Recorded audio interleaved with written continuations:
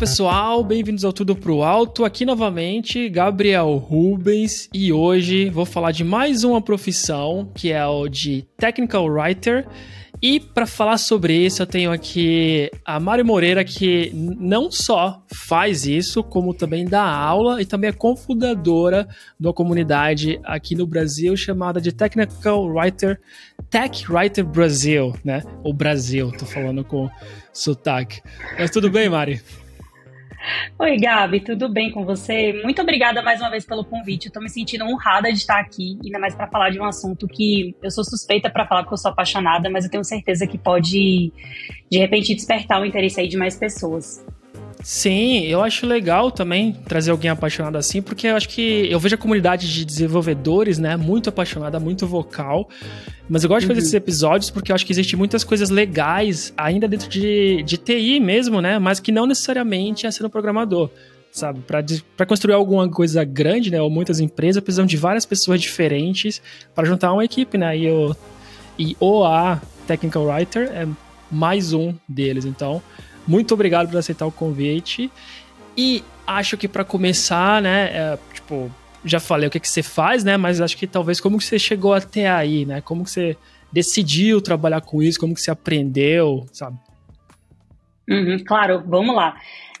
Na verdade, eu preciso até dar uns passos atrás para contextualizar um pouco do meu background, né. Eu não sou formada em TI, eu sou formada em jornalismo, então eu comecei minha carreira na comunicação, a princípio muito mais focado ali em comunicação digital, em marketing digital também, inbound marketing, enfim. Então, tudo isso que tange esse universo de comunicação e escrita para o digital. Então, eu comecei trabalhando em agências, em que eu desempenhava ali função de criação de conteúdo para redes sociais, para site, otimização de texto para SEO, então, sempre nesse universo.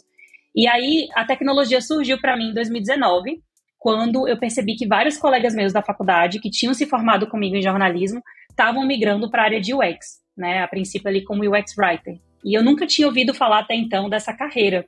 E quando eu fui pesquisar, eu me apaixonei, senti muita sinergia com o que eu estava buscando como desafios mesmo, profissionalmente falando.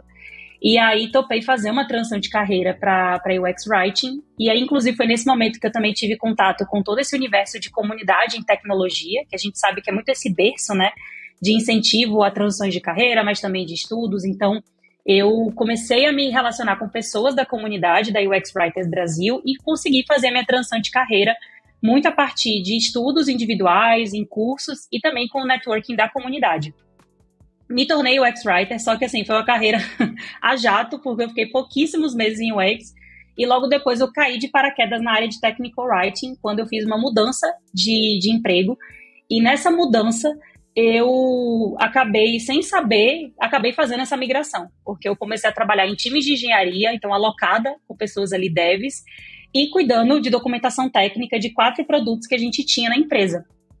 E quando eu comecei a trabalhar com isso, foi que eu percebi que, eu tô numa outra área, eu tô com outra coisa relacionada à escrita, à comunicação, que não é UX, que também não é marketing digital, que não é nada do que eu fiz antes, mas vamos desbravar e descobrir o que é isso, né? E aí foi quando eu me apaixonei perdidamente e comecei a minha carreira como tech writer.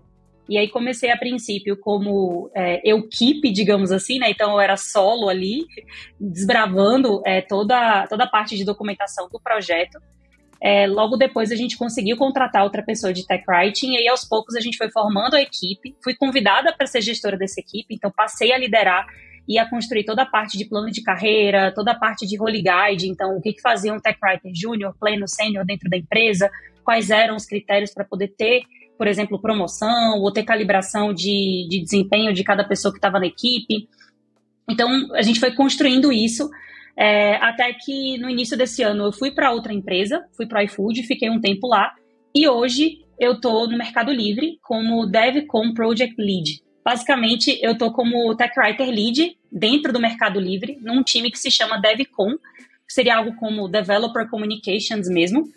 E se chama assim porque é uma equipe que não só reúne Technical Writers, que cuidam das documentações de API do nosso portal Developer de Mercado Pago, mas também a gente tem algumas pessoas de comunidade, né? 2 Community Managers, que cuidam de toda a parte de relacionamento com os desenvolvedores que usam as nossas APIs e que também tiram as certificações que a gente tem, porque a gente tem um programa para desenvolvedores, que é o Dev Program, e em que a gente certifica pessoas que usam as nossas integrações.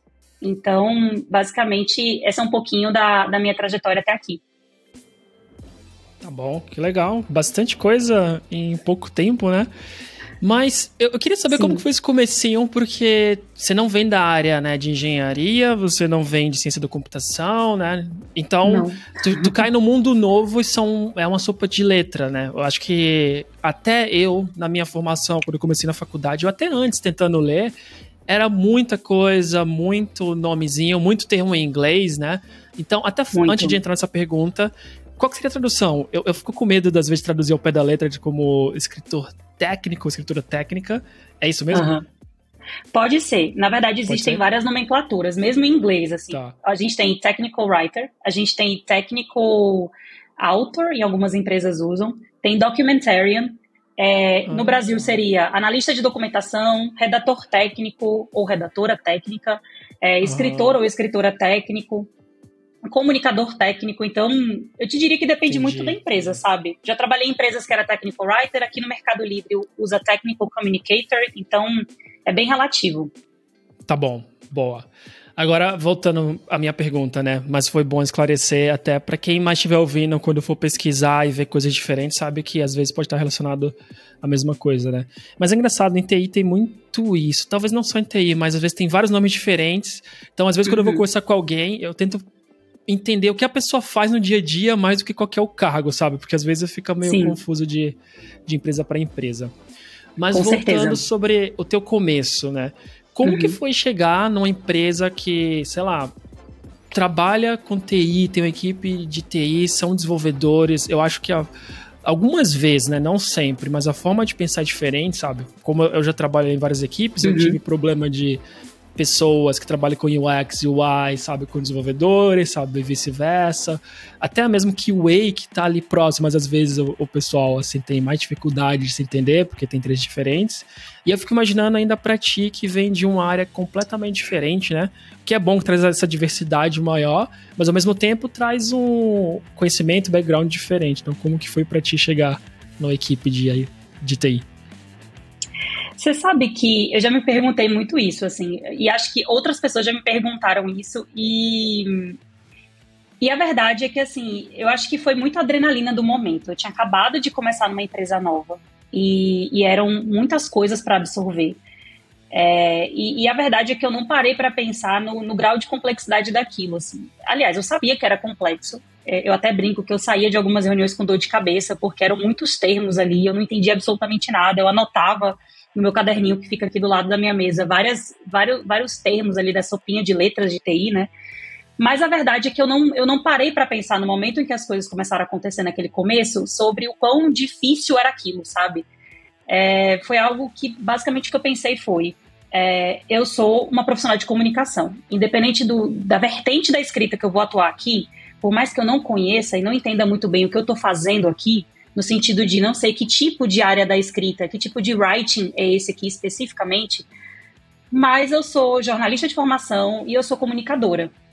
E se tem uma coisa que a gente no jornalismo aprende é fazer apuração, é fazer pesquisa, é escrever muitas vezes sobre um assunto que a gente não tem um domínio primário, né, um domínio prévio. A gente vai aprender na medida que a gente apura, pesquisa e conversa com as pessoas para construir as matérias.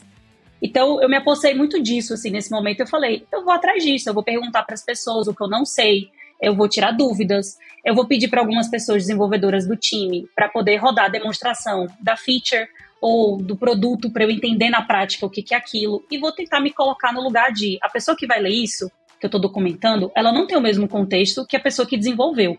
Então eu vou aproveitar do fato de que eu não tenho o viés de entender de cara o que é o produto, o que é a feature, para justamente me colocar no lugar da pessoa usuária e, portanto, conseguir escrever algo que, de fato, a pessoa do outro lado vai entender. Então, eu acho que, não sei se foi um instinto de sobrevivência naquele momento, mas eu mudei um pouco a mentalidade e tentei ir por esse caminho, sabe? De usar o meu não conhecimento a favor do processo. Porque eu iria aprendendo e também me colocando um pouco no lugar da pessoa que iria usar aquelas soluções que a gente estava documentando, fazendo esse exercício mesmo de empatia para justamente saber até que ponto eu podia ser detalhista em alguma informação, o que eu deveria colocar, o que eu não deveria, né? Claro que no meu começo não foram perfeitas as documentações, assim, eram inclusive até extensas, porque eu queria explicar absolutamente tudo, e aí com o tempo, com a experiência de tech writing, eu fui entendendo que eu não precisava explicar absolutamente tudo, dependia do objetivo do documento, do tipo de documentação, do tipo de público, mas eu fui pecando pelo excesso nesse começo e fui me permitindo também ir fazendo dessa forma, sabe? A vantagem que eu tive também é que eu entrei numa empresa em que também a equipe que estava trabalhando comigo nunca tinha trabalhado com uma pessoa de TW. Então, eram pessoas ali que também estavam aprendendo junto comigo. E eu deixava isso muito claro. De, pessoal, vamos aprender juntos como é que faz isso, como faz esse fluxo funcionar, como que a gente pode fazer aí uma cocriação que realmente seja assertiva, que não demande muito de um lado, não demande muito do outro, mas como a gente pode ir se ajudando nessas entregáveis de documentação, né? Então, foi um trabalho muito, muito coletivo também, sabe? Mas o meu começo foi esse, assim, as coisas foram acontecendo. E de fato, foi tudo muito rápido. Você até brincou e falou, nossa, você fez muita coisa em pouco tempo. Sim. Os últimos 2 anos, assim, foram muito intensos, porque não foi só o meu trabalho CLT, né, nas empresas em que eu passei, mas por fora também, como criadora de conteúdo, fazendo os cursos. Então, realmente foi tudo muito rápido, mas eu te diria que foi tudo muito complementar também, sabe? E no começo isso também ajudou. As leituras que eu fiz, enfim, tudo que eu passei até ir ganhando segurança na área. Mas eu te diria que o que mais ajudou foi no momento que eu descobri que eu era tech writer, porque parece fanfic essa história, mas é real, assim. Eu não sabia que esse nome existia. E eu descobri numa reunião com o meu gestor da época e com o CEO da empresa. Porque o meu gestor foi me apresentar para o CEO da empresa e falou assim, essa é a Mari, ela é a nossa tech writer. E aí eu fiquei assim, ai, gente, então tem nome isso que eu tô fazendo. Não é só uma escrita pela escrita, tem uma carreira, tem uma área, né? Enfim, mas foi engraçado. Como que o teu gestor nessa época ele te dava, tipo, guia? Ou se tinha, né? Porque você foi a primeira da empresa, né? Quando você entrou. Uhum. Então tu não teria ainda uma direção de carreira. Porque minha dúvida era como que você era, sei lá, como o pessoal te chamava na equipe e quando ele ia te falar assim, o que você precisa fazer para crescer na carreira. Então não existia ainda esse caminho lá dentro, você que foi criando depois. Total, foi exatamente isso, Gabi, porque assim, o que acontece?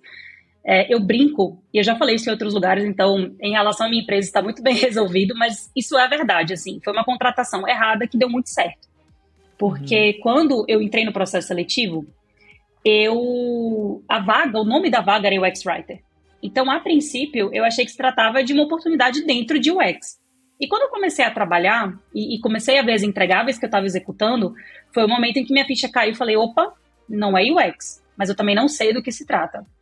E o meu gestor daquela época, eu acho que ele tinha uma noção de que o nome dessa carreira era Tech Writer, mas ele fez uma confusão clássica, que ainda muitas pessoas fazem, acho que não só no mercado brasileiro, mas em outros mercados de TI, de achar que UX Writer e Tech Writer são a mesma coisa, que uma pessoa só pode executar os 2 papéis, né? Isso, na verdade, isso dá uma discussão para um episódio inteiro, tá? Mas qual que é a diferença? Eu não sei a diferença, por exemplo.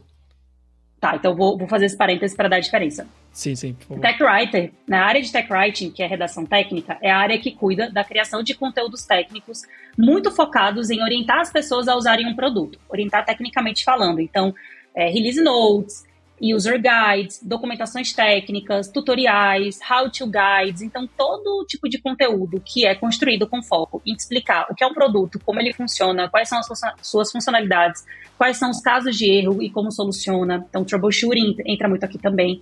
Então tudo isso é o universo de redação técnica, né, de tech writing.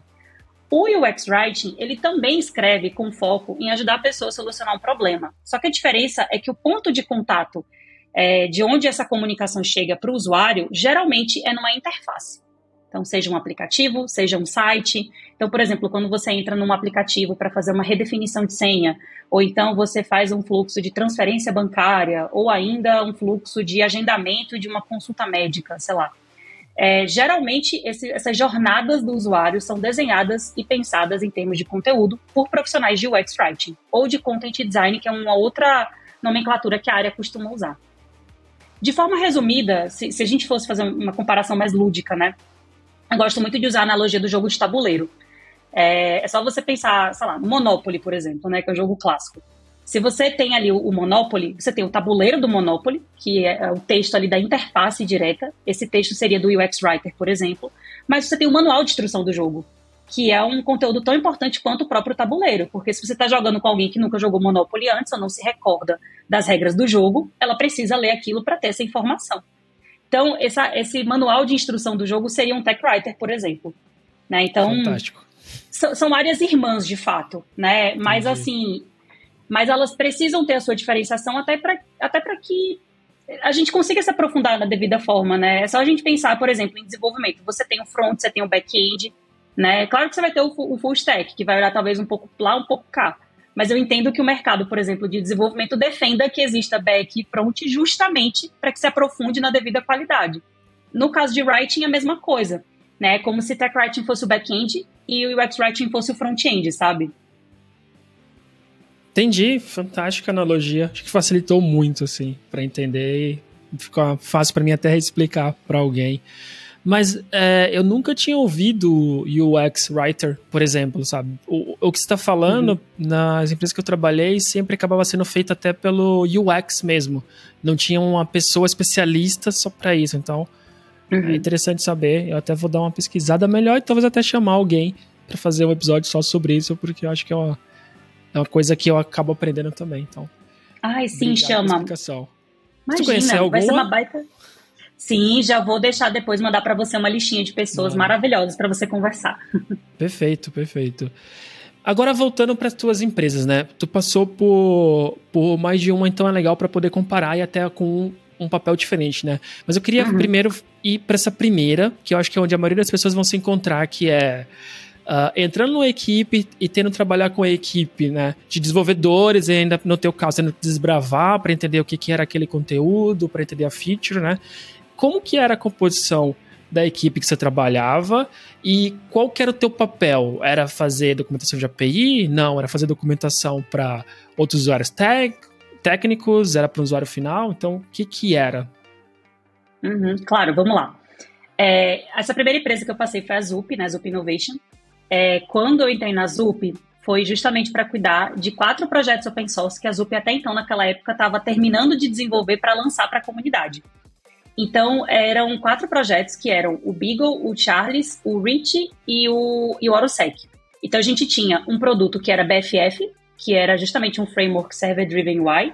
A gente tinha uma CLI, tínhamos o Charles é sempre mais difícil de explicar, mas o Charles era uma solução que te ajudava a fazer segmentação de usuários dentro da sua aplicação de uma forma mais customizada, que era o que eles chamavam de círculos. Então, era uma forma de te ajudar a fazer testes na aplicação mais rápido e ter esses aprendizados mais rápido, porque aí você também já mexia no seu ambiente das aplicações de uma maneira mais assertiva, né? E você conseguia também segmentar, por exemplo, eu quero mostrar essa home só para essa parcela dos usuários do meu aplicativo. Então, também te permitia isso. Então, esse era o Charles e, por fim, o OroSec, que era uma ferramenta de segurança. Então, na verdade, o OroSec até veio depois. No começo eram só os 3, o Rich, o Charles e o Beagle. Então, eu entrei para cuidar desses 3 produtos inicialmente e fazer toda a documentação técnica dele. Então, na prática, era basicamente escrever tutoriais e documentações de funcionalidade, que é o tipo de documento que geralmente a gente também chama de documentação de overview, que são aqueles documentos que te apresentam o que é a solução. Então, o que é a solução, como ela funciona, para quem serve... quais são as features que ela tem e tem uma seção na documentação para cada feature.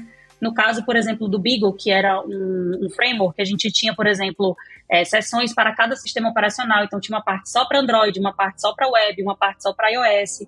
Então, eram documentações bem completas mesmo. E, por ser open source, tinha a particularidade da gente fazer as documentações públicas e suportar inglês e português. Porque é aquilo, né? A gente queria falar com todo mundo, né? Com a comunidade. Então, a gente não tinha um filtro de público-alvo específico, que é diferente, por exemplo, do que hoje eu vivo no Mercado Livre, que por ser uma solução financeira, né, que é o mercado pago, a gente tem um público de pessoas que integram e pessoas que são vendedoras e que utilizam as integrações do mercado pago, que eu já posso falar mais para frente. Mas na Zup, meu público era esse, era desenvolvedores de qualquer parte do mundo e que, por acaso, podem vir se interessar pelos nossos projetos. E quando eu comecei, a gente não... É que, na verdade, assim, eu comecei em fevereiro e, se eu não me engano, em maio, a gente já teve uma mudança de equipe, em que eu estava alocada, porque eu era cross para essas 4 squads desses 4 produtos. inicialmente 3, depois viraram 4. E então, eu não seguia uma sprint isolada minha, eu tentava seguir as sprints de cada uma das equipes. Eu comecei inicialmente participando de todas as cerimônias, aí eu percebi que eu era uma só e eu não ia dar conta. E aí eu comecei a escolher cerimônias que faziam mais sentido. Então eu estava sempre envolvida na planning, na retro, e com o tempo, e aí com o tempo já foi inclusive com a chegada da Jéssica, que durante muito tempo fomos nós duas a dupla, que atendia essas squads, a gente criou também as nossas weeklies de documentação. Para, em vez de a gente participar das dailies dos quatro times, a gente criou essa. E aí ficaram só 4 weeklies, uma para cada produto, e a gente usava a weekly para poder aproveitar, né? A sprint era de 2 semanas, ficava bem no meio da sprint a weekly, para a gente só confirmar se o que a gente tinha combinado na planning seguia, ou se tinha tido alguma repriorização no meio do caminho que a gente precisava saber. Então, basicamente, era essa a estrutura. Mas isso foi amadurecendo muito com o tempo, Gabi, sendo muito honesto, porque quando eu comecei, a verdade é que eu tentava abraçar tudo, né? Então, nas horas vagas em que eu estava documentando, eu estava assistindo playlist no YouTube, aprendendo sobre termos tecnológicos e estava conversando com os desenvolvedores e pedindo ajuda para entender a solução, entender se tecnicamente eu tinha explicado aquilo de forma correta. Nessa época a gente usava o Gitbook, que é uma ferramenta muito comum de documentação, que é mais um CMS, mas nesse meio tempo também a gente migrou para o GitHub e aí a gente fez o que na nossa área a gente chama de Docs as Code, que é essa abordagem mais técnica para documentar. E aí lá fui eu aprender o que era Markdown, o que era GitHub, como se fazia uma pipeline no Git, como que era versionamento no Git, mexer numa IDE, né? Então, baixar o Visual Studio Code e aprender a usar a tela preta, né, do Dev. Então, foi basicamente isso, assim. Aí, com o tempo, a gente foi amadurecendo o processo. Tá, legal. Mas é bom tu falar até do processo mudar, porque eu tô perguntando o teu contexto, e é claro que outras pessoas vão mudar o contexto, porque depende da equipe, né? Por isso que só pra dar um exemplo, assim, mais na prática de como que era, mas acho que cada pessoa vai encontrar algo um pouco diferente. Mas como que mudou nas outras empresas, né? Tu também continuou trabalhando, assim, com várias equipes também, e tendo que suportar várias pessoas, ou depois tu já foi trabalhando mais focada em um produto só, numa equipe só? Olha, até hoje eu sempre trabalhei mais de forma cross, assim. Então na Zup era assim, mesmo depois quando eu assumi a gestão, eu saí do operacional e aí quando me tornei Tech Writer Lead, a gente alocava os Tech Writers da equipe para cada produto. Mas ainda assim eu ficava cross porque aí eu comecei a participar de reuniões estratégicas, né? Com produto, com UX, com negócio, com engenharia, para ver em que pé estavam os projetos, em que direcionamento estava, se já tinha que prever esforços de documentação, né? Porque a gente sabe que muitas vezes esse assunto costuma ser escanteado nas reuniões estratégicas, né? Se lembra disso depois que ou o produto está lançado, ou já começou a receber feedback em testes de usabilidade, por exemplo. Então, quando eu fiz essa migração, eu comecei a cuidar disso. No iFood, foi uma particularidade, porque eu voltei a ser a primeira Tech Writer da empresa, quando eu fiquei no iFood, pelos tempos que eu fiquei. E aí, nesse caso, eu voltei a ser cross, mas eu era meio a meio, na verdade. Eu era meio cross para algumas coisas que você precisava, porque eu entrei especificamente na BU de iFood Benefícios, que é o projeto deles de benefício corporativo. E também era alocada na squad de APIs, que eram justamente as APIs criadas para que as empresas que vendiam benefício para outras empresas, então essas empresas intermediárias, usavam as nossas APIs para poder oferecer os serviços de iFood benefício para as empresas interessadas. E aí foi quando eu tive minha primeira experiência com documentação de API, por exemplo. Era algo que eu já estudava, mas eu nunca tinha colocado em prática. E aí no iFood eu pude colocar, de levantar um developer portal do zero, de ajudar a revisar, por exemplo, as descrições que tinham no Swagger, porque as APIs estavam no Swagger ali, mas tinham sido desenvolvedores que tinham escrito, então não necessariamente estava bem explicado ali o que era cada recurso e como funcionava, etc. E aí escrever os primeiros guides da documentação, porque é isso, né? Na correria do desenvolvimento, às vezes se esquece de detalhes do tipo, tem documentado como a pessoa faz uma autenticação? É por credencial? É uma API key? Ou não precisa de autenticação? Quanto tempo dura a credencial, se a pessoa precisa rodar novamente aquela requisição? Então, a gente foi montando isso. E eu acabei saindo do iFood, na verdade, porque surgiu o Mercado Livre. E aí, no Meli, por exemplo, a gente também é cross, né? A gente tem a equipe de DevCon, ela é demandada pelas equipes que a gente chama de produtos de origem, que são, por exemplo, a área de checkout, a área de online payments, enfim, todos os produtos que a gente oferece no nosso site demandam e pedem ajuda de documentação e a gente vai priorizando no nosso backlog e vai atendendo. Mas até para complementar a pergunta, né, te respondendo até com um pouquinho mais de detalhe, eu te diria que, assim, conceitualmente falando, alguns livros, né, de tech writing falam que existem duas principais, não são as únicas, mas duas principais formas de você estruturar times de tech writing. Tem a forma cross, que é essa que eu estou te falando, de ter uma equipe de tech writers que se dedicam a diferentes projetos, e aí entra realmente a questão da priorização, então o que vai sair do backlog vai ser priorizado agora, seja por ciclo, seja por quarter, enfim, pelo período de tempo que a empresa conduz, e tem a possibilidade do tech writer ser alocado. Isso também acontece, né? E aí, eu te diria que hoje talvez não seja a modalidade, assim, é a modalidade mais comum quando a empresa não tem muitos tech writers, porque aí a pessoa, como está ainda no começo, fica alocada em alguns times e com o tempo esse escopo vai se ampliando. Mas te diria que o caminho mais natural que eu tenho visto nas empresas brasileiras é ser essa equipe cross, porque aí atende-se ao maior número de pessoas, né? Porque pensa numa empresa grande, sei lá, como a Vetex. A Vetex tem uma equipe de tech writing. E eu não me lembro agora se já bateu 20 pessoas por lá, mas assim, imagina o tanto de solução que a Vetex desenvolve se tivesse um tech writer para cada equipe. Sim, sim. Sendo que tem squads que não demandam tanto, sabe? O volume de documentação não é tão alto. Então, eu sinto, e aí assim, é mais uma visão do que eu vejo do mercado e do que eu converso com as pessoas na comunidade, eu sinto que esse caminho do cross acaba sendo mais feito, porque as chances de você conseguir disseminar isso para o resto da empresa é mais fácil do que só um alocado por vez, por squad, no caso. Sim, entendi. Faz sentido, até porque tem alguns produtos que a atualização é muito menor, né? Então, o quanto exige de estar também atualizando a documentação vai ser menor.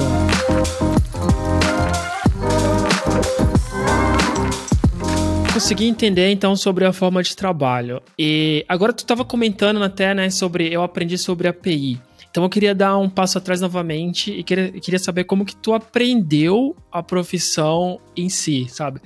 Antes de começar, né, ainda na parte de UX, e depois durante o teu caminho aí, e depois a gente pode até emendar para falar do curso, porque eu acho que tu conseguiu aproveitar, né, o que você estava aprendendo, quais são as dúvidas, para depois montar um material do teu curso, né? Então, quais foram as tuas dificuldades e qual o caminho que você seguiu para ir aprendendo a profissão? Eu te diria que o principal desafio foi talvez abstrair a complexidade da área, assim. É uma coisa até que eu sinto com pessoas que me seguem nas redes sociais e me mandam mensagem, assim, de eu me interessei pela carreira, mas o lado técnico me assusta. E não vou mentir, me assustou também. Quando eu comecei, meu principal desafio foi abstrair essa complexidade. Foi entender que deployar é normal, falar deployar, falar build, falar, sei lá, API, falar webhook, enfim, falar todas essas expressões ao longo das reuniões, enfim, dos planejamentos, enfim, da construção dos produtos. E entender que, assim, no começo, de fato, é confuso, mas eu até, essa semana, eu brinquei com os alunos meus do curso de API, que quando eu fui aprender Git, assim, eu demorei muito até me sentir segura, assim. Tinha horas até que eu chorava, que eu ficava super insegura, que eu falava, gente, quem eu tô querendo enganar? Eu não vou aprender isso nunca, eu não vou conseguir subir um pull request, eu não vou conseguir subir um commit, não vou entender isso, não consigo entender, não consigo rodar isso da minha máquina. E chegou um dia que simplesmente isso aconteceu. Depois de meses tentando, todo dia estudando ali um pouquinho, e exercitando, e tentando fazer esses PRs saírem, um dia saiu. E aí foi saindo outro, e hoje é uma ferramenta que eu me sinto confortável trabalhando. Claro que às vezes eu tenho dificuldades, mas me sinto muito mais confortável do que quando comecei. Então eu te diria que o principal desafio foi realmente abstrair essa complexidade e entender que não é porque a gente é de comunicação e de escrita que a nossa área também não é técnica e não tem boas práticas e, enfim, não é só escrever um textinho, né? Que eu acho que é uma discussão clássica para outras pessoas de comunicação, não só de tech writing, mas de outras áreas. E eu comecei aprendendo fuçando mesmo na internet. Então, eu fui atrás de pessoas no LinkedIn, no Brasil, que trabalhavam com isso, e fui adicionando e pedindo para marcar café virtual e conversando com essas pessoas para entender como elas começaram, o que elas leram, o que ajudou, o que não ajudou. Comecei lendo livros da área. Então, inclusive, deixa eu segurar aqui, desculpa, antes do livro, do café. Imagina. Eu acho isso sensacional, mas eu não sei se tantas pessoas tem coragem de fazer isso, então eu queria até incentivar, né? Então, como que foi? Quantas pessoas tu falou? Se tu lembra o nome de algumas até? Não sei se é legal falar o nome, porque não sei se a pessoa quer, né, que vá atrás dela. Não sei. Mas, tipo, como que foi? O que tu perguntava pra elas, né? Porque basicamente o que eu tô fazendo aqui. Eu tenho interesse de aprender algumas coisas, eu chamo pro podcast, né, que facilita. Sim. Mas como foi na tua experiência?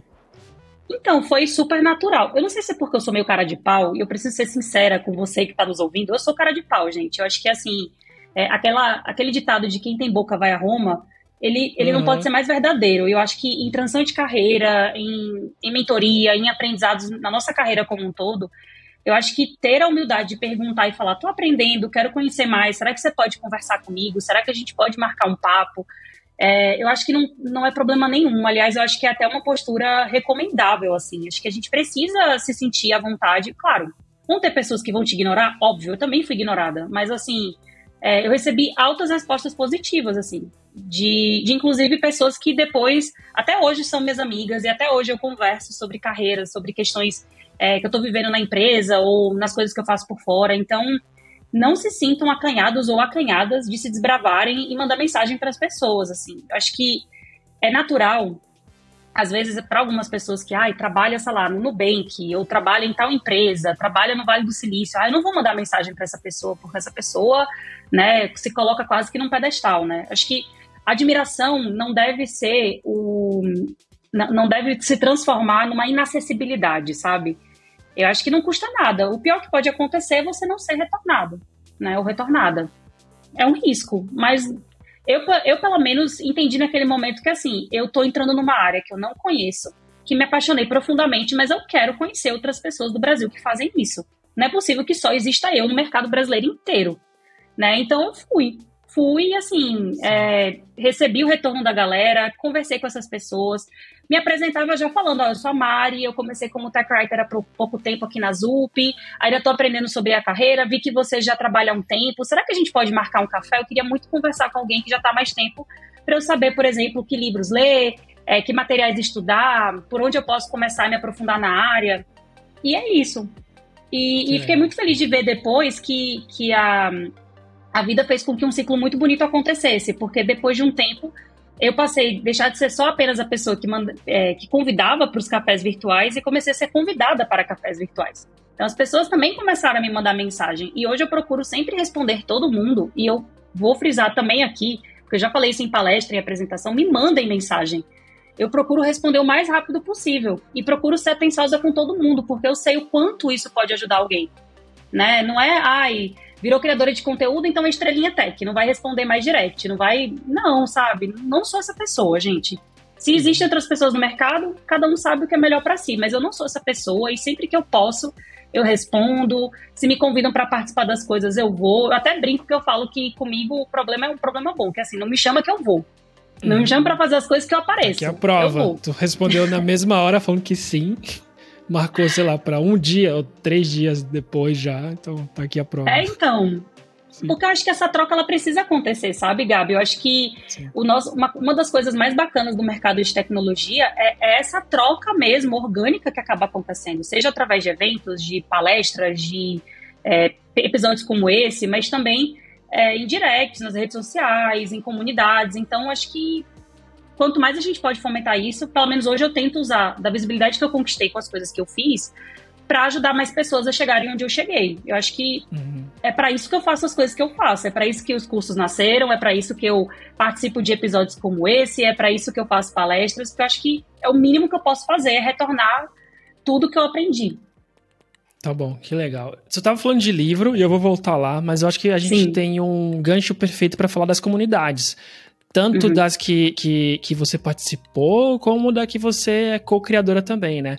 Então, primeira pergunta é, quantas comunidades te ajudaram e quais foram elas? Se comunidades brasileiras, comunidades de fora, o que tu viu no mercado na época que você estava começando? Olha, eu não posso deixar de te afirmar que, assim, comunidade transformou minha carreira. Se hoje eu tô onde eu estou, é inegável que comunidades foram importantes para isso, assim, sabe? A primeira delas foi a UX Writers Brasil, que, como eu te falei, foi logo quando eu decidi vir para TI. Então, Eu entrei nos grupos da comunidade, a gente estava ali em 2019, então foi naquela época que a pandemia ainda não era uma realidade, então existiam muitos meetups presenciais em São Paulo, e aí eu ia a esses meetups, literalmente, eu saía do meu trabalho e eu ia. E nesses meetups eu fui conversando com as pessoas, eu fui adicionando ali no LinkedIn, já puxando uma conversa e tal, pedindo dicas de livros, de cursos que eu podia fazer, e aí fui, até que realmente eu acabei entrando na área. Depois da UX Writers Brasil, não teve uma comunidade específica, mas estudando sobre tech writing, eu descobri a Write the Docs, que é a maior comunidade internacional de tech writing que tem no Slack. Depois, inclusive, eu vou te passar todos esses links que eu estou te falando para você colocar na descrição. Mas a Write the Docs é hoje a maior organização. E aí tem um Slack que é super extenso, assim. Inclusive, eu brinco que eu entro de vez em quando só, porque é tanta notificação, eu tenho não sei quantas mil pessoas ali que eu não consigo nem acompanhar as conversas, sabe? Mas vira e mexe eu entro para ver como é que estão as discussões, porque são tech writers do mundo inteiro, literalmente, assim. E tech writing, querendo ou não, principalmente nos Estados Unidos, já é uma carreira muito consolidada. Então, as pessoas ali já têm muitos anos realmente de carreira nisso. Então é muito bacana para você ir pegando ali aprendizados. E eu lembro que eu entrei muito na Write the Docs, eu fui fuçando assim os links, link de, sei lá, Medium, de blog post, para ir lendo sobre aquilo. E depois veio a Tech Writing Brasil, né? Inclusive eu estou com a camiseta da comunidade, vim, representando a nossa comum. A Tech Writing Brasil, né? Ela nasceu em julho de 2020. Foi realmente essa criação minha com a Juliana Meyer, que hoje é Tech Writer Lead na Vetex, e com o Breno Barreto, que ele era Tech Writer na época, hoje ele é engenheiro de software no Nubank. E a gente criou de uma forma extremamente descompromissada, assim, vou te ser muito honesta, assim, a gente não tinha dimensão do que a Tech Writing Brasil ia se tornar, porque ela nasceu de uma vontade de reunir as pessoas para conversar, né, e trocar experiências. Porque foi muito o que eu falei para os meninos na época, né? Eu falei, gente, quando eu me tornei UX Writer, o que me ajudou muito foi ter essas trocas com comunidade, com pessoas que estavam mais tempo, que também estavam fazendo transição de carreira. E eu acho que devem ter mais pessoas também com esses anseios que a gente está tendo aqui, de repente querem ter esse local de encontro. Até porque, Gabi, assim, o que também me motivou muito a criar a comunidade, ou pelo menos ajudar, né, nessa criação, não criei sozinha, mas o que me ajudou muito também a querer endossar isso foi que logo quando eu publiquei meu primeiro texto sobre tech writing nas redes sociais, eu recebi muitas mensagens nos comentários do artigo, que foi um artigo contando sobre o que era tech writing, o que eu tinha aprendido naqueles primeiros meses como TW. E eu recebi alguns comentários nesse artigo falando assim, nossa, eu trabalho com isso há muitos anos e eu nunca mais tinha encontrado alguém que trabalha com isso também. Ou então, nossa, eu não sabia que o que eu fazia tinha esse nome. Então, percebe que são feedbacks muito significativos, assim, a gente está falando de uma área que as pessoas trabalhavam muitos anos no Brasil, provavelmente com o nome ali de analista de documentação, mas não tinha um ponto de encontro onde podiam dividir, assim, anseios, dúvidas, curiosidades, aprendizados, e o quanto isso poderia estar deixando a gente de fortalecer essa carreira dentro não só de tecnologia, mas de outros mercados.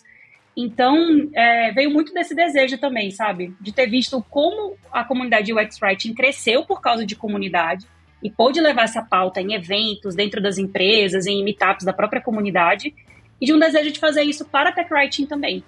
Então, e foi muito legal, porque assim, a gente fez o primeiro meetup no Google Meet, a gente nem sabia que tinha limite de pessoas no Google Meet, porque obviamente não éramos profissionais disso, né, era a primeira vez da gente fazendo isso. Sabe aquela coisa, tipo, empresa que nasceu em fundo de garagem? Foi tipo a gente fazendo meetup no Google Meet, assim. E aí foi muito, muito engraçado, porque em, acho que 5 minutos de meetup, lotou a sala. E ficou lotada até o final. E foi muito... Nossa, foi uma coisa linda, assim. Esse dia foi muito mágico, porque a gente terminou o meetup e todo mundo, nossa, que massa encontrar outras pessoas aqui também falando desse assunto. Muito obrigada por puxarem esse evento e tal. E aí, desde então, a Tech Writing nasceu. E aí, criamos o grupo no WhatsApp. Hoje está no Telegram, por causa do limite de pessoas. E fico muito orgulhosa de saber que, de alguma forma, eu plantei uma sementinha ali com outras pessoas e hoje é uma comunidade com mais de 200 pessoas no Telegram. Tem um canal específico para divulgação de vagas. As pessoas hoje, quando têm dúvida, mandam lá e as pessoas se ajudam.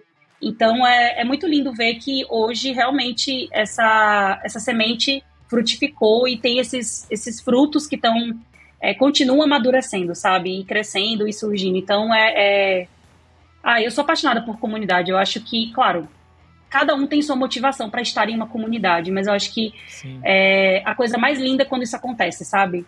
É muito lindo para mim e eu me sinto muito orgulhosa de ver que, assim, quando eu comecei, eu conversava com as pessoas e as pessoas tinham se tornado tech writers por acaso. Porque, caí de paraquedas, que foi o meu caso. E hoje, dentro da comunidade, ver pessoas que falam assim, eu quero me tornar tech writer. Tipo, eu li sobre a carreira, eu sei o que ela é e eu quero fazer uma transição consciente para essa área. Então, eu já acho isso por si só uma grande vitória da nossa comunidade, sabe? Sim. E tu tem um apoio, né? Quando alguma outra pessoa que tem o mesmo papel ou cargo como você tiver talvez chorando porque não consegue entender o Git, sabe? Tem outras pessoas ali que passaram pelo caminho parecido, tipo... Perfeito, eu acho que o Git, ele é uma coisa pensada para desenvolvedores, né? E agora tem pessoas que não estão usando, então tem outras pessoas que podem te apoiar para falar, não, pode ser complicado, mas isso aqui me ajudou, né? Então, acho que a comunidade faz esse papel, assim, também, porque, sei lá, às vezes, nessa profissão, não tem como você falar com sua mãe, seu namorada, namorado, né? Porque tu precisa de alguém que tenha o mesmo conhecimento, teve a mesma dor, né, que você para trocar mais ideias. Inclusive, eu vou até puxar esse gancho do que você falou para contar um caso muito legal que aconteceu na comunidade. De fato, teve o choro pelo Git de algumas pessoas que estavam migrando para a área.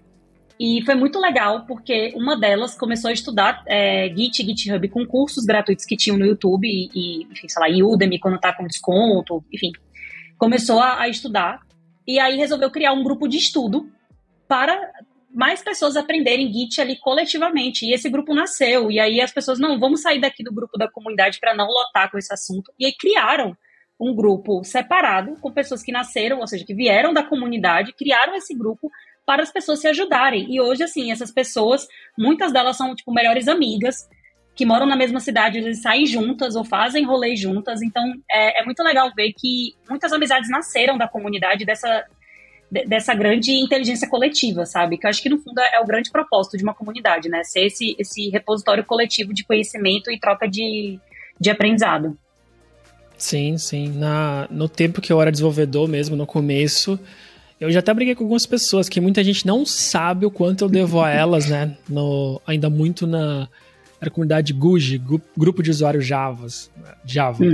Que tanta gente que me ajudou tanto lá, antes de ter meu primeiro estágio, quando eu consegui meu primeiro estágio, que eu tava estudando sozinho, né? Então, sempre tava lá. Acho que nunca precisei perguntar nada, porque eu olhava tudo, alguém já tinha perguntado, então era em algum comentário que alguém já tinha respondido, ou adicionar alguma coisinha que eu aprendi, mas eu acho que a comunidade sempre ajuda demais e em qualquer área, né? Mas eu acho que a gente, quando tá voltado a TI, eu falo isso sempre, eu tenho medo de estar na minha bolha e não tá vendo, mas eu realmente não vejo algumas outras profissões, sabe? Meus amigos que não estão em TI, não vejo tantas comunidades como eu vejo em TI, com assuntos específicos, sendo tudo de graça, assim, eu não sei, mas eu acho que é um privilégio que é muito bom quando você pode fazer parte disso, né, aprender junto e também responder. Você comentou, e eu senti a mesma coisa quando eu consegui ajudar a primeira pessoa, assim, eu acho que foi uma das coisas, assim, meio mágica, né, eu falei, caramba, eu entendo algo suficiente aqui na programação para eu responder essa dúvida, e eu fiquei bem fascinado com isso no começo, assim, então, toda empresa que eu entro, eu sempre tenho essa de tentar criar grupos de estudos, isso veio lá atrás da comunidade, de ver o quanto isso me ajudou e o quanto... às vezes eu até brinquei tava falando com um amigo uma vez que às vezes ajudar as pessoas, né, nesse tipo de coisa é meio engraçado porque é meio egoísta, porque a gente tá falando que a gente se sente bem, né, tá falando de alguns trabalhos voluntários ou comunidade, mas ao mesmo tempo é legal pra outra pessoa, né, então é uma coisa que, claro, que exige tempo, né, acho que você tem o trabalho, mais tipo cursos, mais comunidade não é fácil, mas ao mesmo tempo tira esse peso, às vezes, né, do trabalho que você é pago, mas é uma coisa... E lá é uma coisa diferente para você fazer, né? Com certeza. Eu tinha um gestor na ZUP que falava que compartilhar conhecimento, né, ensinar e dividir o que você sabe é uma atividade que contraria a matemática, porque ao dividir você multiplica em vez de dividir, né? Então, é como se somasse em vez de subtrair, né? Enfim, não soube reproduzir, assim, as aspas dele, a fala dele na íntegra, mas era algo nessa pegada. E eu concordo Sim, sim. muito. Eu acho que, no meu caso, estar envolvida com a comunidade e produzir conteúdo para as minhas redes sociais, compartilhando o que eu estava aprendendo sobre tech writing e muitas vezes traduzindo conteúdo ou trazendo conceitos do que eu vinha lendo e estudando, mas para português e de uma maneira acessível, né, tentando pensar em quem não era técnico que poderia ler aquilo e entender, eu acho que também foi minha forma de aprendizado, né? Então, eu super incentivo, assim. Não romantizo, porque eu acho que muitas pessoas também olham para criadores de conteúdo e acham que, então agora eu preciso criar conteúdo para ter visibilidade na carreira. E existe uma visibilidade, é indiscutível, mas ela não é obrigatória, né? Acho que ninguém tem que criar nada, ninguém tem que fazer nada a não ser que queira, né? E, de fato, criar conteúdo não é fácil, mas para mim, na minha trajetória como tech writer, fez muito sentido, porque foi a forma que eu encontrei de continuar estudando. Era um incentivo para mim, porque eu pensava, o que eu posso compartilhar agora? Estou estudando isso. E vinha naturalmente o insight de criar. Talvez por ser jornalista, talvez por ser comunicadora desde sempre, e isso ser um exercício comum para mim, né? Já fazia isso trabalhando e eu tornei minha própria cliente, digamos assim, né? Pensando que eu vim de agência, então eu me tornei minha própria cliente para fazer isso.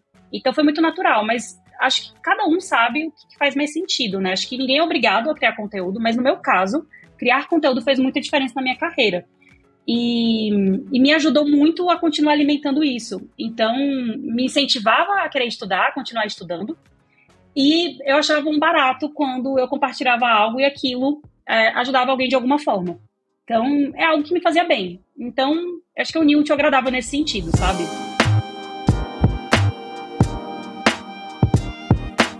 Eu roubei o tópico de comunidade, né? Te interrompi, você estava falando de livro, porque é um dos tópicos que eu gosto bastante. Apesar de não participar tanto mais, mas eu sei a diferença gigante que fez na minha vida, assim. Então eu queria voltar pro livro, que é onde eu te cortei para perguntar mais sobre comunidade. Você falou que a comunidade te ajudou. Sim. E também alguns livros. Isso. Então, eu sempre gosto de indicar alguns livros. A maioria ainda é em inglês, sem tradução. Mas quem sabe daqui a um tempo isso mude e venham livros em português ou traduzidos para o português. Mas o principal livro que eu sempre indico é o The Product is Docs, que tá por um preço bem acessível na Amazon, você consegue comprar para Kindle. E acho que é R$24,90 o valor do livro. Enfim, acho que é isso. Não sei se agora está em alguma promoção, mas assim, é um valor muito barato. Foi um livro escrito... Agora foi eu que embolei. Foi um livro escrito pela equipe de documentação do Splunk, né, que é uma empresa norte-americana super conhecida. E o mais legal é que eles cobram esse valor simbólico porque, se eu não me engano, eles ainda fazem isso. O valor arrecadado com as vendas dos livros, eles revertem para instituições de caridade nos Estados Unidos. Então, eles nem ficam com lucro. Eles realmente criaram isso por um desejo de comunidade mesmo, para ajudar mais equipes de tech writing mundo afora com boas práticas. E é um livro muito legal, porque os capítulos eles são interdependentes, e aí a ideia do livro é explicar o que é tech writing e como um profissional de tech writing pode trabalhar, por exemplo, com times remotos, ou com a equipe de product marketing, ou com a equipe de engenharia, com a equipe de design, com a equipe de UX, enfim. Então, ele desenha esses cenários justamente para que você entenda na prática, dependendo do contexto da empresa, né, de como essa pessoa ficaria alocada, se você for trazer, ou se já existe essa pessoa na empresa, dependendo de como ela vai ficar ali no desenho, né, no organograma, você consegue ter capítulos que te ajudam, talvez, com insights ali de como esse profissional, né, essa pessoa, pode trabalhar com diferentes áreas. Então, é um livro muito legal, a linguagem é super acessível para quem não é da área, mesmo para quem não é da área técnica, e é um livro que eu sempre gosto de indicar pelo valor, que é muito bom, e também pelo conteúdo, que é sensacional. Então, é esse que é o The Product is Docs. Tem um livro que eu agora não vou me lembrar de cor o nome, mas eu acho que é Docs for Developers. É algo mais ou menos assim, que também está na Amazon, e foi um livro escrito por um time de desenvolvimento, dando boas práticas de documentação de software. Então, é muito específico para o contexto de TI. E um outro livro, que também é muito bom, e que não é necessariamente da área de tech writing, mas acho que é um livro legal para quem não é da área de comunicação de escrita folhear, pelo menos, é o do Steve Krug, que é Não Me Faça Pensar, que fala exatamente sobre carga cognitiva e como que você pode escrever e se comunicar de uma maneira que você não force a pessoa do outro lado a pensar muito, né? No caso, tornar intuitivo esse pensamento, né? Claro que a gente pensa quando está executando a ação, mas o intuitivo está justamente em você não forçar muito, não ter que pensar muito sobre como faz uma ação. Você só vai lá e executa porque aquilo está muito autoexplicativo. Então, é um livro muito bacana e pode ser um referencial também. Tem bastante, eu vou deixar todos os links, tá, gente? Mas eu só quis trazer esses 3 porque eu acho que pode ser um bom ponto de partida. O Docs for Developers é esse mesmo nome, que eu achei um aqui, que é o Engineers Field Guide to Technical Writing. Isso. Legal. Bastante coisa aqui, e esse... eu vou deixar o link aqui, eu tô até curioso para ler ele também.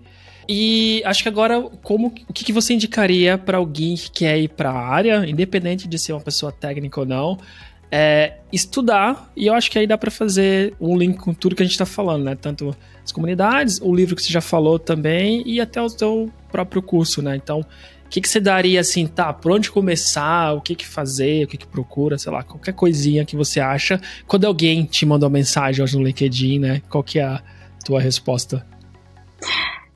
Bom, acho que o primeiro ponto é a pessoa ler sobre a área e ver se ela se identifica, né? Digo isso porque hoje, no mercado brasileiro, pelo menos, profissionais de technical writing, né, que cuidam de documentação técnica e de gestão do conhecimento, né, que é uma outra vertente que a gente acaba atuando na nossa área, eu sempre falo para a pessoa começar primeiro lendo sobre, até para ela setar um pouco ali expectativa e realidade, né, dela entender se realmente ela se identifica com aquela carreira. Pela minha experiência de pessoas que não só fizeram os meus cursos, mas também que acompanham os meus conteúdos, geralmente se identifica porque eu brinco que é essa carreira na tecnologia que une escrita, né? Então, você que gosta de escrever, que gosta de comunicação, você não perde esse lado ao se tornar tech writer. Pelo contrário, você traz muito desse aprendizado para pensar muito em como comunicar coisas complexas de forma acessível para o seu público, que é o maior desafio. E eu digo muitas vezes que é onde reside a nossa criatividade. Porque muitas pessoas falam assim, mas documentação deve ser super chato de escrever, né? E eu falo que, olha, para mim, na verdade, o maior barato é justamente pegar uma coisa muito densa e muito técnica e pensar em como eu vou transformar isso.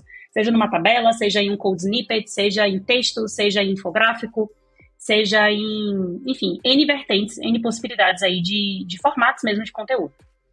Mas a primeira coisa, então, é você ler sobre isso.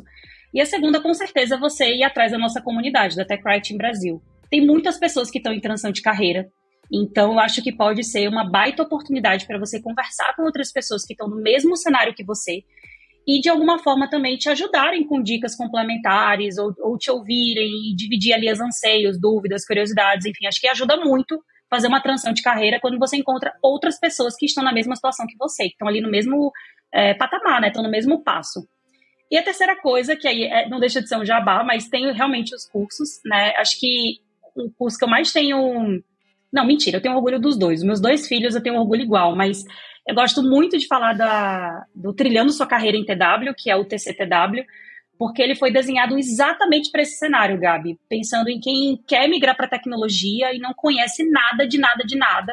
Tanto que uma das aulas que tem bem no começo do curso é exatamente explicando o que é agilidade e Scrum, porque, enfim, acho que você deve saber disso, né? Quando a gente migra para TI, ninguém explica as diferenças, ninguém explica, enfim, as terminologias, já pressupõe que você sabe e já começa a falar ali, né, de retro, daily, planning, backlog, como se todo mundo soubesse.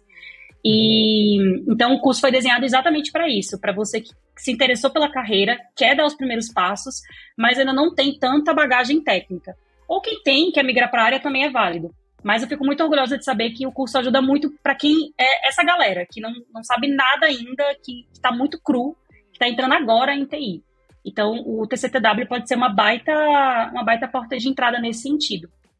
E aí tem também o Decolando em TW, que é da API à documentação, que aí é um curso focado em documentação de API, mas ele também é muito introdutório, porque ele foi desenvolvido justamente para quem já é tech writer e quer se especializar em documentação de API, ou é de qualquer outra carreira dentro da tecnologia, mas quer aprender mais sobre API de uma forma descomplicada. Porque uma coisa que particularmente eu procuro fazer nos meus projetos, seja de curso, seja de criação de conteúdo e tal, é sempre pensar na maneira mais descomplicada e acessível de explicar as coisas. Porque a gente sabe que na TI, além do fato de ter muitos termos e conceitos que nem sempre são claros, muitas vezes a explicação das coisas permanece muito técnica, né? Então, às vezes, eu entendo que é difícil, às vezes, você fazer essa abstração e explicar de uma forma mais acessível. Mas é uma coisa que eu procuro muito fazer nas iniciativas em que eu entro, assim. Então, os 2 cursos, eles têm muito essa pegada, né? Tanto que o de API, por exemplo, acho que eu usei 4 vídeos para explicar o que era API. Porque eu quis desmembrar mesmo. Primeiro eu expliquei o que era uma requisição, o que era uma resposta, sabe? Justamente para que a pessoa entenda o que é um JSON, o que é sintaxe. Então, eu sempre procuro trazer essa coisa meio esmiuçada mesmo. Acho que porque eu penso muito em como foi difícil para mim tornar algumas coisas acessíveis e mais fáceis, sabe? Mais palatáveis de entender logo de cara. Então, é uma coisa que eu posso garantir nos 2 cursos é que esse cuidado existiu, sabe? Tanto nos materiais de apoio, tanto nos vídeos, nos glossários, que os 2 cursos têm glossário com terminologias que são usadas nos vídeos para poder ficar mais acessível a compreensão. Então, se você que está ouvindo se identificou, talvez, com a minha forma de se expressar, com tudo que eu trouxe até aqui e gostou também da carreira, vai ser um prazer ser sua mentora nessa trilha de carreira em TW. Legal, todos os links vão ficar na descrição. E antes de fechar, eu queria fazer mais uma pergunta, porque eu acho muito difícil fazer gestão do meu dia, sabe? Com podcast, outros trabalhos que eu faço voluntários e estudar. E eu vejo que você cria conteúdo, você tem o curso, você participa das comunidades, responde as pessoas no LinkedIn. Então, como que tu consegue fazer gestão do teu dia, sabe? Porque eu tenho dificuldade gigante, eu tenho frustrações diárias de, putz, eu não consigo fazer tudo o que eu quero. Então, como que você faz tudo isso? Nossa, eu acho que no dia que eu descobri essa resposta, acabaram minhas divagações, sério. A verdade é que, assim, eu também não sei.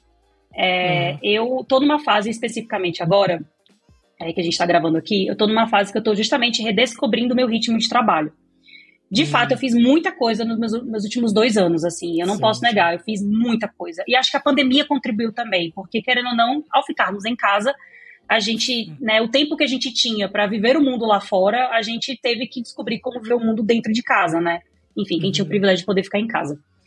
E no meu caso, como eu estava ali vivendo e descobrindo o tech writing, eu realmente mergulhei de cabeça nesse universo e fui fazendo as coisas. E não parei, confesso que eu não parei muito para raciocinar o quanto aquilo estava tomando meu tempo, né? Assim, eu usava final de semana para escrever conteúdo, eu usava meu período à noite para fazer isso, né? Eu deixei meu namorado de lado muitas vezes para fazer isso, né? E faço questão de falar dessa forma até para não romantizar, porque às vezes a gente vê algumas pessoas que fazem 300 mil coisas, mas muitas vezes a gente não para pensar nas renúncias que essa pessoa teve que fazer para ela conseguir entregar tudo isso, né? E eu renunciei a muita coisa, é fato, né? Eu renunciei a muita coisa de vida pessoal, a muito momento de lazer para criar conteúdo, mas não me arrependo, porque naquele momento fez muito sentido.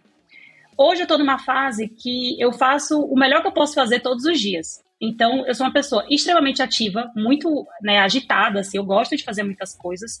Eu não consigo não fazer coisas múltiplas, porque eu sinto que é isso que alimenta a minha criatividade. Mas eu procuro hoje fazer escolhas que sejam mais saudáveis e equilibradas para mim. Então, o que eu tenho feito eu procuro listar tudo que eu tenho vontade de fazer, e eu olho para minha semana e para o tempo que eu tenho de trabalho e tento ser franca. Será que eu vou conseguir fazer tudo isso que eu tô afim? Será que eu preciso fazer logo agora tudo o que eu quero fazer? Ou eu posso fazer um pouquinho de cada vez e isso vai fazendo mais sentido? Então, por exemplo, eu tô numa fase agora que eu não tô criando conteúdo. Por quê? Porque eu tô vindo de um ano em que eu desenvolvi 2 cursos em um ano só. Então, eu entendi que agora fazia muito mais sentido eu me dedicar aos alunos e alunos que já entraram nos cursos ou estão entrando, e fazer as lives de tirar dúvidas que eu ofereço. A gente fez recentemente a oficina de documentação de API, que a gente pegou uma API pública e fez esse exercício para a pessoa ter um material para portfólio, e já ir se familiarizando com o Postman, por exemplo, com o Swagger e com o Git, para documentar usando o Git e virar um material de portfólio para as pessoas.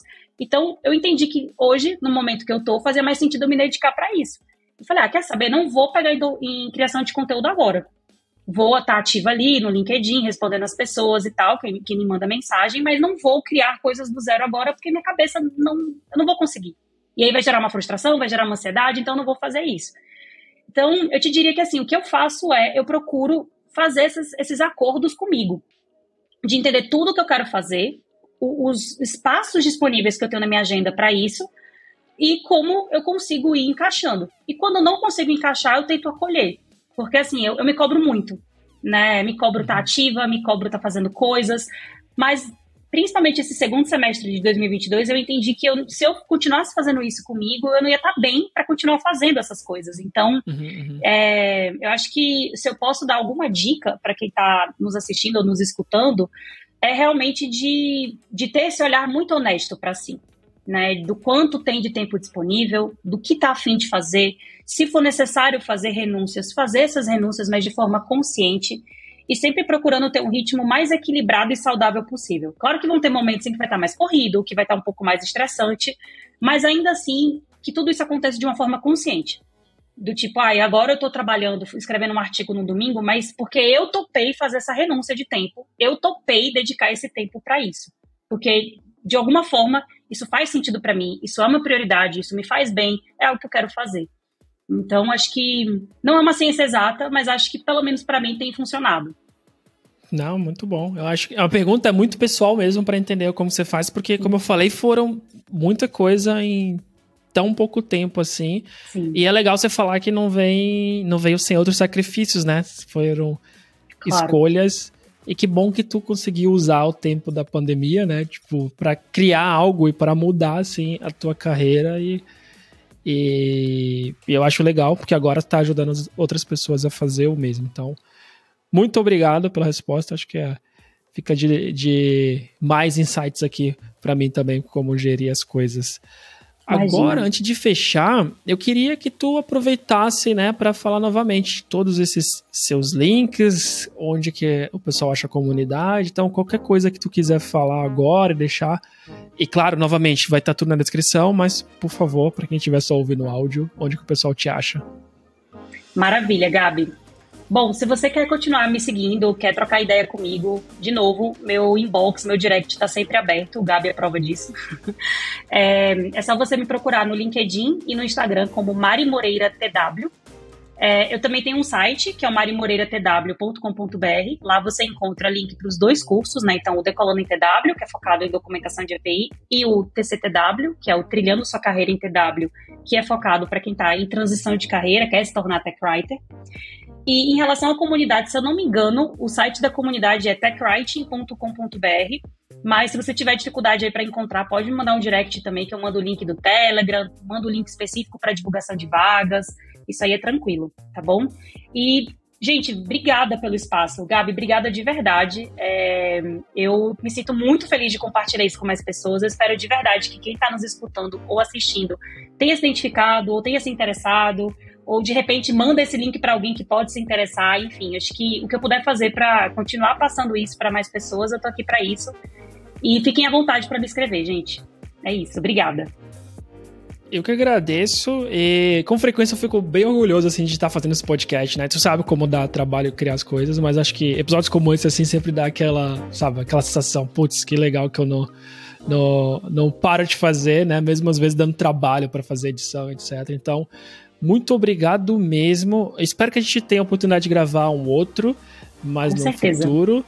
E, novamente, só te agradecer e até te agradecer por outras pessoas, como eu falei, assim, que muita gente da comunidade me ajudou e nem sabe, né? Eu acho que muita gente também que você já ajudou e você talvez nem saiba, porque só leu o conteúdo, não deu nenhum feedback. Então, te agradecer também em nome dessas pessoas. Eu acho sempre importante ter pessoas que são apaixonadas pela profissão e que compartilham isso, mas não cegamente, como você falou. Primeiro tenta entender o que é a profissão, né? Porque não é nem tudo são flores, assim. Existe um caminho para trilhar e algum esforço para colocar aí, para aprender alguma coisa, né? Então, novamente, muito obrigado mesmo e até a próxima.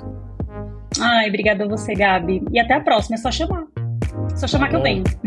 Perfeito, então, combinado.